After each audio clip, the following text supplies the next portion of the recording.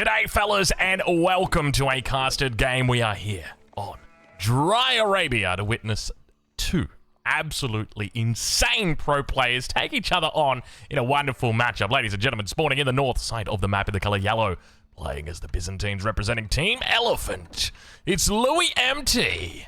And on the south side of the map in the color blue, playing as the Ayyubids, it's Recon. Ladies and gentlemen, welcome to a casted game. It is an absolute pleasure to have your company today. If you're enjoying this Age of Empires 4 content, go ahead, leave a like on the video. I won't mind, and definitely, of course, I know that if I don't remind you, well, you might forget. So anyway, let's get to it. So starting off, we can take a look down here on the minimap. It looks like we might have ourselves a little bit of a scout crossover, at least a very, very close one right here. We're getting pretty damn close. He's just on the other side of these trees and now going to be running into the town center. Be careful there, Louis. Be careful there, Louis. But at this stage, early on in this game, the advantage is definitely in favor of Louis. I actually read a comment recently that said, Drongo, every single time I watch your videos, the guy who gets the most sheep always wins. I was thinking to myself, you know, that's actually a pretty good point. The sheep are kind of overpowered, but it's funny that no one's ever really noticed that until we actually got this split screen where we can monitor more closely how many sheep these two players are going to be picking up. So we'll make sure we do pay attention as the game builds up here to see exactly how many sheep are going to be going which way and who's going to be having the advantage, because it is a very strong advantage. Remember, there's 24 sheep on the map, okay? And you start off with 3, your opponent starts with 3, so that leaves pretty much 18 that are up for grabs. That's a lot of food that you can potentially pick up, whereas you can also deny that from your opponent. And we do often see players or games where there's, you know, 16 sheep that are caught by one player and the other player's only got 2 sheep, which is a difference of, you know, 4,000 food versus 500 food. And that's a huge amount. A-jumps. Don't expect to see the Grand Winery coming in. Have a look at this. There's a good chance we're not going to be seeing the Grand Winery. It could, in fact, be the Hippodrome that is going to be coming down here for Louis MT, just because he's already on the berries. And typically, if you're already on the berries, it just normally means that because you've taken the berries, you don't really want to be putting that down. I guess alternatively, you could look to throw it down out here somewhere on berries that aren't yet taken, but it's a little bit of a waste. All right, well, let's check in and see exactly how Recon is doing. It's going to be the age up coming through. He's going for the military wing. No real surprise there. We've seen that plenty of times. Recon looks like he has dropped off a little bit of sheep underneath the town center. We see 2, 3, 4, 5, I think about 6 carcasses there. Keep in mind, he hasn't taken the berry, so he's just been on sheep 100% early on.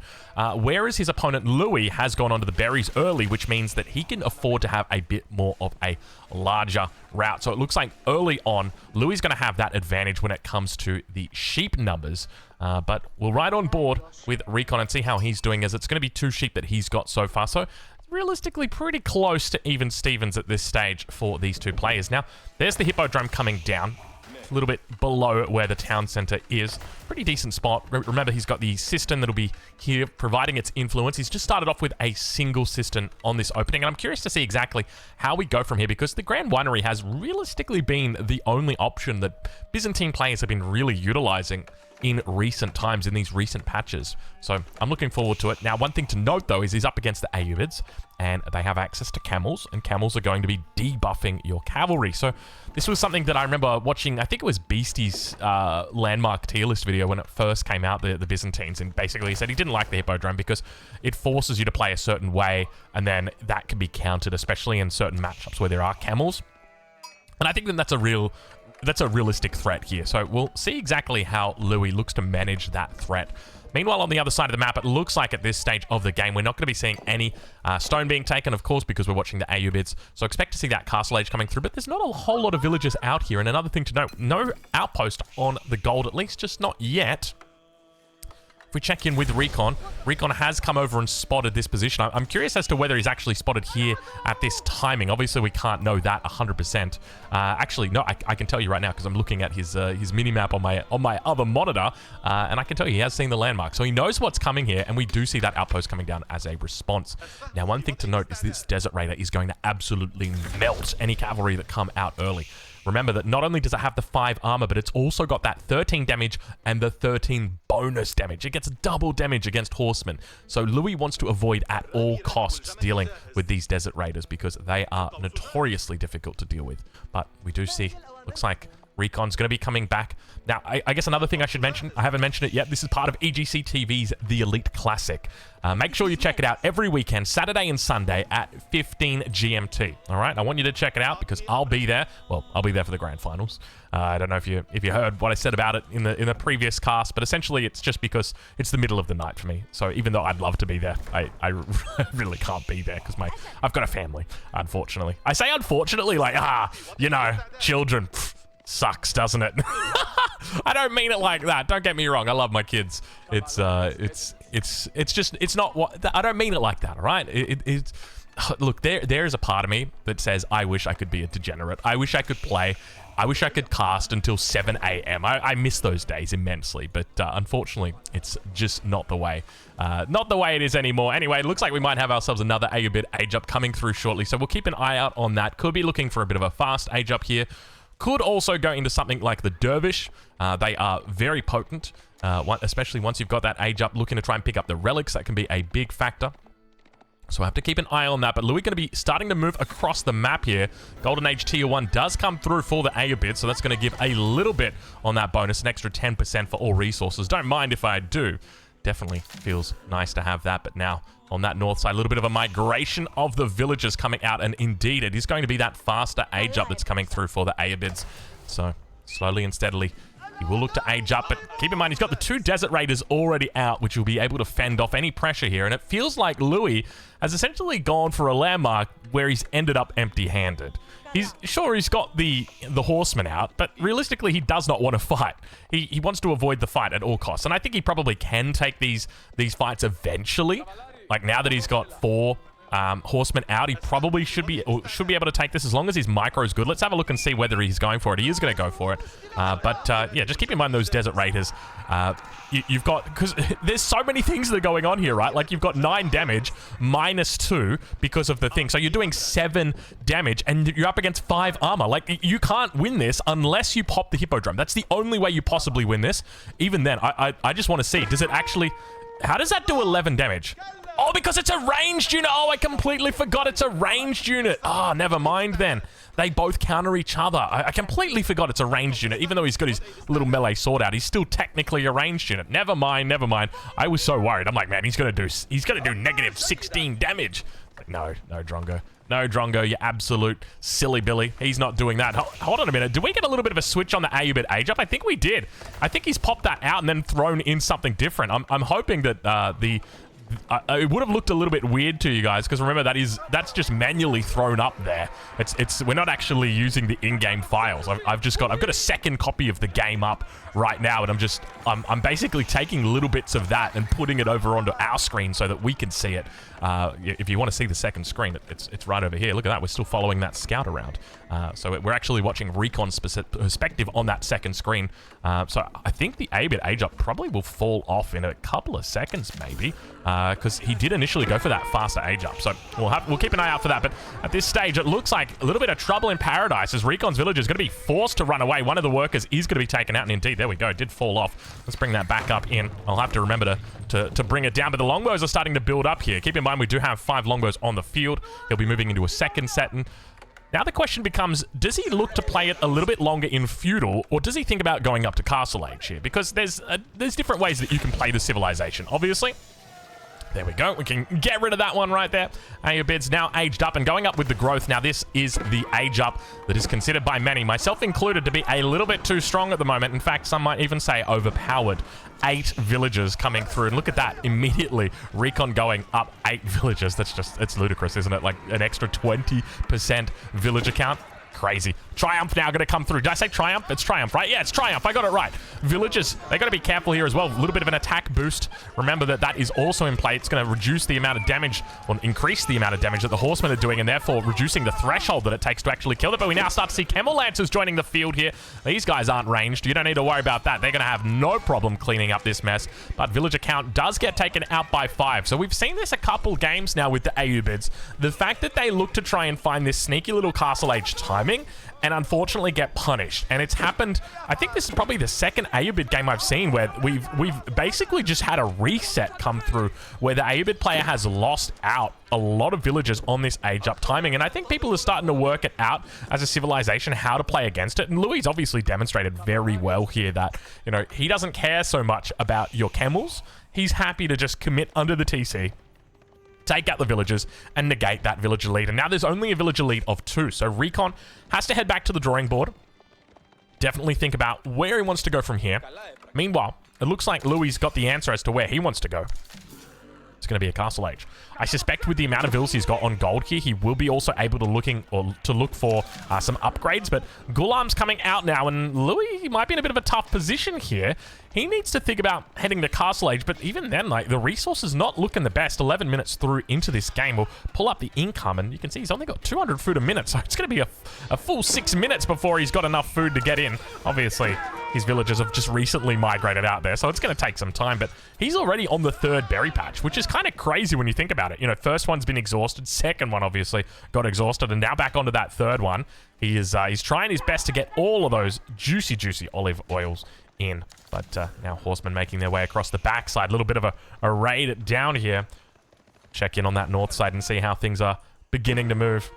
Looks like that raid is still happening down on that south side. Let's ride on board and see exactly what we got. We got ourselves a little bit of a split here. Units being chased off on different angles. Villagers still harassed down on this south side as the camel is now looking to come in and clean it up. He's lost 8 workers in total Recon, but he manages to keep his head above water. But I feel like if you're playing up against the Ayyubids in ranked, one of the things that you could definitely take away from this is look to try and hit that timing around the 8 to 9 minute mark and try and take out workers. That's realistically it, because they're going to try and buy space with their camels early on, and as long as you can overwhelm them and look to try and get underneath that town center, I think you're going to be in a really solid spot. But now those units coming out from Louis is going to start adding in those infamous Lamentonite. Looks like they've just received their hardened upgrade as well.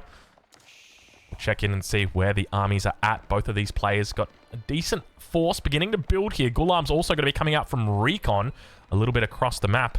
Let's pull that one in. Oh god, wait, hold on. Okay, I'm riding on board with the wrong player. There we go. Now it's starting to make a little bit more sense. Armies barely touching as they cross over. Now down towards the south side, horsemen looking to hit that raid. Camels are here perfectly timed, but unfortunately a villager does go down, and with that Louis MT will even up the villager count. I don't know how, but at some point in here Louis managed to find, or rather Recon managed to find an extra villager. Camels coming through once again. Look at this annoying, relentless focusing of villagers. Just, he is being very good with it, and doing a wonderful job. And have a look at this behind it. The markets get spotted out. Recon has been discovered. Now, for anybody who doesn't know the lore, and that's L-O-R-E, let me explain a little bit about Recon. Recon loves to trade. In fact, if you gave Recon an opportunity to trade or to boom with 17 TCs, he would still choose to trade. That's how much he loves trade. So when you see this double trading down here, be scared, because not only does he have the double trader, but remember, he's also got the cheaper traders. These are the Ayyubids, the Abbasid dynasty variant. Age up comes through now, Golden Horn Tower. This is the variant for the Abbasid dynasty, and the Abbasid dynasty do have traders that are cheaper. And this is a big factor because it means that your barrier to entry is significantly lower than other civilizations. Normally, you'd have to fork out 400 gold or rather 600 gold, 600 wood if you wanted to make 10 traders. But here, it's only 400 gold, 400 wood. So you're paying a significantly reduced amount. And that means that you can get your traders in for cheaper as well. Because remember, you're not paying for 10 at a time. You're only paying for 1 at a time. And if you can squeeze one in here, well, then it means that you're going to net yourself another 62 gold. Very nicely done. Louis obviously spotted it out, and now it's only a matter of waiting and then spotting out where those traders are. He doesn't see anything at the moment, but of course it's only going to be a matter of time until he runs into it. Relics are starting to come through as well for Recon, so he's going to be slowly collecting them. We see the Dervish are out on the map. He's got Ghulam numbers beginning to build here as well. Expect to see crossbows potentially coming out from Louis, as now on that backside the traders will get cleaned up, so there will be undoubtedly Camel Lancers coming in shortly. There they are. It was on my screen. Let's just put it that way. A nice little split now going to be coming in. And this is the tough part that Recon's got to deal with here. For every single horseman that his opponent has got, it feels like he needs to have a lancer that is just following. The problem is they outspeed them by a mile, so while they beat them technically... Oh, the charge. You can see the charge is actually going to connect here. It should connect here. It's been a long charge. Oh, my lord, what happened there? A little bit of a weird timing. More camels now making their way on the front. I think that's almost a certain dead horseman, unfortunately. And on the south side, Desert Raider's going to be joining in here, looking to try and chase this down. So we've got ourselves a little bit of a cleanup crew on that backside. Meanwhile, more units on the north as the wall was coming in will get caught out. And I feel like Recon can probably make a beeline towards this. And he's going to be absolutely fine. Does he look to pick it up? It looks like it might be the case here. Louis, he's in a little bit of no man's land, and Recon, he's beelining towards it. We can see through the fog of war. It's only a matter of time, and there they are. Oh, no. Oh, no. Spears weren't bracing in the right direction. Lance is going to get eaten alive. They need to fall back here. No, never mind. They don't need to do anything. Drongo, don't mind them. They're just absolutely fine. And this is not good for Louis. Losing out his army like this feels absolutely terrible. The Gulams are going to start doing real work here. And now the Lancers are going to look to try and focus down those crossbowmen, realizing how important of a threat they are. Able to clean up a couple of those units. But now we've got plenty of reinforcements on the way through. Exactly what Louis needed at this time. Meanwhile, behind this, relics are getting slowly snagged. Reinforcements coming in a little bit further away, but it's just the classic case of the closer you get to your opponent's base, the less units you can throw in their face. And the inverse occurs as well because, well, there's a lot more units that are coming out of their buildings and closer, and they're reinforcing faster. And now Louis in a decent little spot, and I fear if Recon continues to fight into this, this is going to work out bad for him. More units continue to rally through, but the fact he's got the crossbows on the back with the longbows in the front, I think he's going to be A-okay, and indeed he will be. Beautiful control coming out there from Louis. Walls now starting to come up over on the east side of the map. Louis looking to try and maintain some semblance of control, wants to avoid losing villages the way his opponent has. Recon, though, has begun adding in a significant amount of traders here. You can see he's got 10 traders online, has begun to eclipse his opponent's villager count by quite a mile. And that's going to be a whole bunch of gold that is starting to come through. And speaking of gold, that means upgrades. And what do you see coming through? Veterancy on our archers, veterancy on our horsemen, veterancy, well, I was going to say veterancy on our bows, indeed. You know, not that our bows need any more veterancy. They're quite advanced when it comes to the technology. I think we've got... What have they got? They got that... was it MKBHD? I think he did like this whole video about how... Wait, no, that was the Beats. That wasn't the bows. He says that the Beats are better than like the Apple AirPods. I don't know, man. Are they? It could be. I'm not a tech reviewer, but I could be. AirPods are pretty good. You know, I'll be honest with you guys. Speaking about my kids a bit earlier, let's speak about them again. When my sons are crying, and when I say sons and crying, I really mean that, because with the old one, he just screams sometimes, and then it causes the young one to cry, and then when the young one cries, then the old one cries. It's like, you've put this upon yourself. So what do? I put my earphones in. Bam. It just blocks out all of that crying. It doesn't block it out 100%, but it definitely makes it a lot more, a lot easier. Let's just put it that way. But speaking of ease right now, Louis, with ease, takes out plenty of economic units. We see a religious unit going down, managed to snipe out another villager here on the wood line. But keep in mind, behind this, Recon is booming like an absolute madman. I'd love to see a little bit more coverage from him over here. Just some walls to cover over on this east side. I'm not quite sure why he's gone for walls on the west side, but we'll worry about that later as the fight begins to unravel. Archers on the back, teeing off towards those crossbows. You can see him looking to try and focus it down. The Gulams slowly but steadily chasing across the wall there.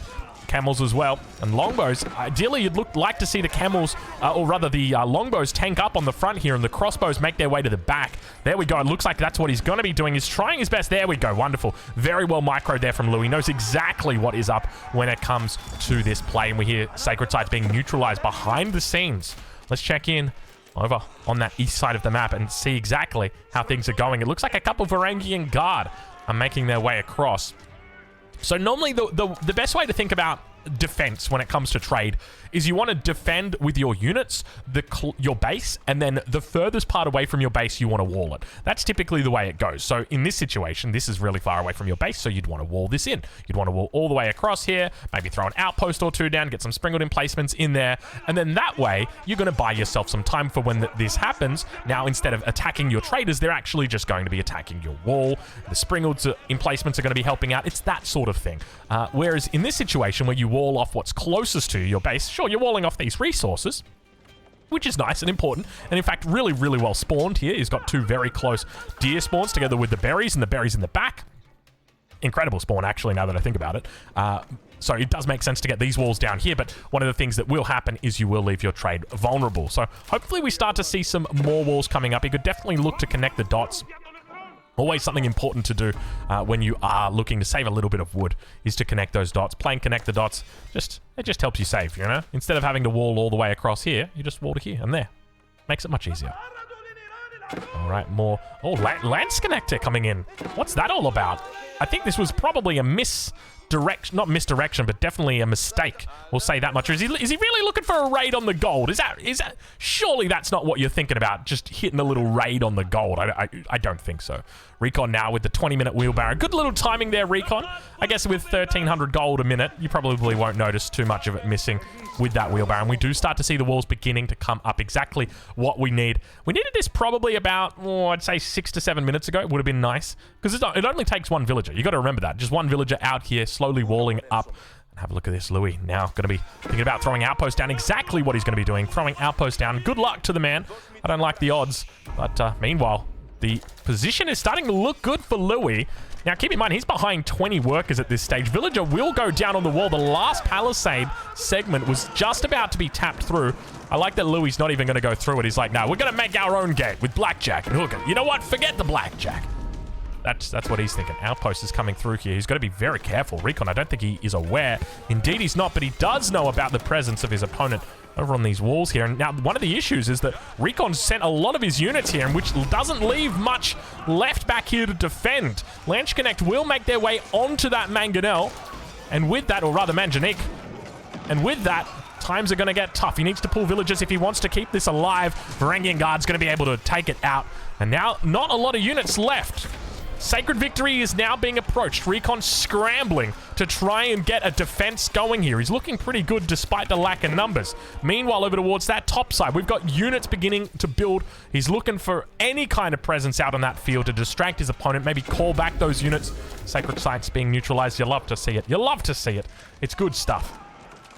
And let's check in and see how things are going. It looks like some reinforcements in the middle of the map looking to try and get picked up here.